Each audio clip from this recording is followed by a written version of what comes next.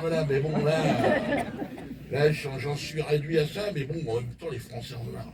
Ah, les Français en ont marre. Je vois en Martinique, Guadeloupe, ça commence à chauffer partout. Les gens ne veulent pas se faire vacciner. Bon, là, je vois, vous êtes tous vaccinés. Mais, je rigole. Mais je veux dire, non, on voit les distanciations, on voit les masques. Alors, le problème, parce que le problème, c'est que ça va trop loin. Mais là, moi je vois, j'ai un pote, il était à Paris pendant le confinement, un peu la double peine. Ben, Paris, plus le confinement, il est sorti de là, il était gris clair, il avait pris 50 kilos. Et puis, il descend, il me dit un soir, tu vois, le mec, il a l'impression d'être un peu dans son village. Quand t'es à Paris, il descend en chaussons, chercher du pain. Bon, il se fait toper par les flics, l'autre planqué derrière un pot de fleurs.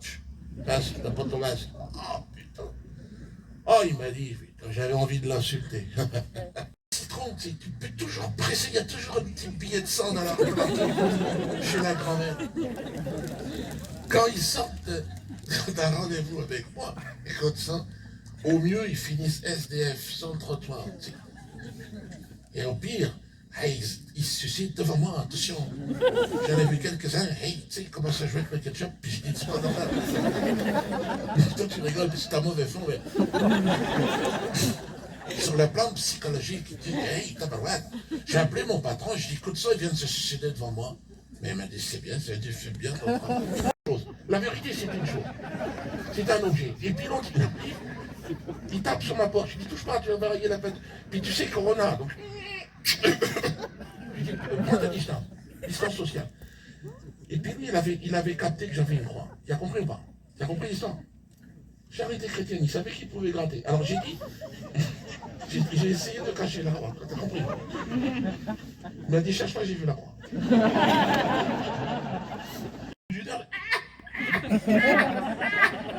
Alors, ma femme me dit, calme-toi. Ah ouais, t'as raison. Et c'était psychologique. Ouais, c'était psychologique, ouais. Oh la vache. Mais j'ai un pote, Bruno. Il est hypochondriaque. C'est là que j'ai appris ce que c'était, ce truc-là. Hop, il a passé le confinement devant BFM. Il décrochait bien, il avait des vaches, il était là. Il parlait plus à personne, sa femme, tais-toi, tais-toi. Putain, écoute. C'est le spécialiste. 500 morts. Oh bon, bah laisse tomber. 500 morts. Hier, il y avait combien? 600, t'as vu? Donc ça veut dire qu'on l'a. 500 plus 6, madame. C'est des statistiques, madame la couturière. Écoute-moi. Tu connais les statistiques? Si tu veux que c'est à la prison, regarde, je suis déjà plus ou moins en cellule, hein, regarde. On va pas changer grand-chose, ça rentre, ouais. Passer du bon temps déjà. Puis l'avantage de l'imaginaire, je disais, c'est que tu vois, je peux aller en tôle de temps en temps pour m'entraîner, comme ça je fais. Hop, je suis en tôle. Voilà. Ah, bah t'es d'ailleurs dans mon imaginaire, dans la tôle de mon imaginaire, où j'ai pas. Il y a le gardien qui frappe. Non, c'est bon. Je vais rester en cellule.